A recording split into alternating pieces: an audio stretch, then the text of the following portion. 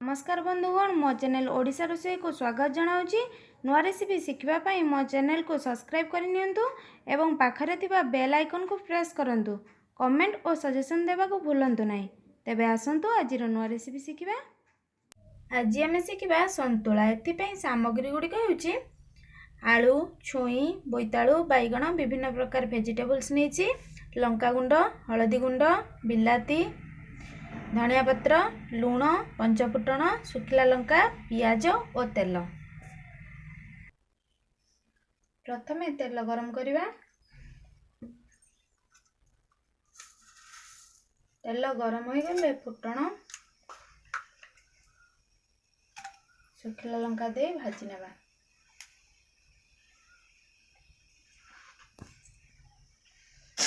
कटा होइतबा पियाज देबा। पियाज को लाल कर भाजना।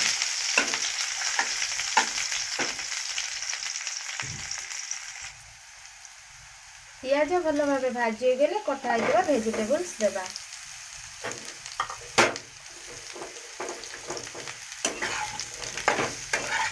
याको भल भाव गोलाई देबा।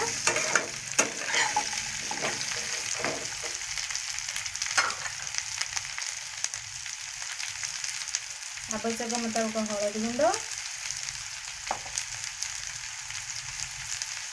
स्वाद अनुसार लुण दे भल भाव गोलाई देबा।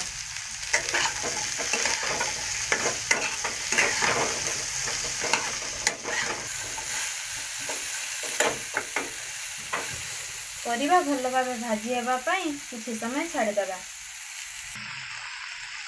एबे एथिरे कटा बिलाती देबा।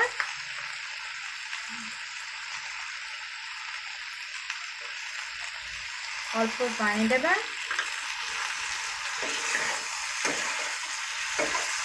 परिबा भल भाव सिझिबा पई हाथ घोड़ाई किछि समय रखिदेबा। एबे एथिरे लंका गुंड,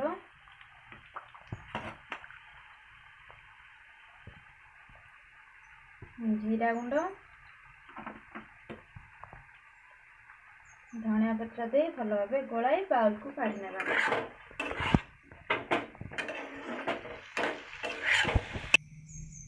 एबे आमर प्रस्तुत हो जाइए संतुला। आपण माने नुआ नुआ रेसिपी शिखा चाहूले मो चैनल को सब्सक्राइब करनियंतु एवं मो वीडियो को लाइक एंड शेयर करंतु।